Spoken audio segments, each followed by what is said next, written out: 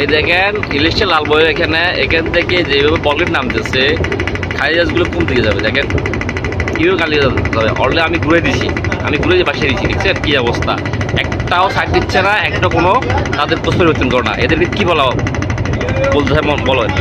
দেখেন ডান পাশে পয়া, বাম পাশে ডেজার, এমনভাবে নামতেছে বলগুলা, তাদেরকে এত বলে হরণ দেওয়া হয়, মাকে বলা হচ্ছে, তারা কোনো পরিবর্তন করো না। তাহলে বলে জাহাজগুলো কীভাবে যাবে, কী অবস্থা দেখছেন। আমি অলরেডি ঘুরাই খারাপ হয়েছি, তারা কোনো দিক পরিবর্তন করে না, এমন অবস্থায় আছে বুঝছেন। কোনো সুযোগ নাই, ঠিক আছে, জাহাজ ঢুকবে কোনো সুযোগ নেই।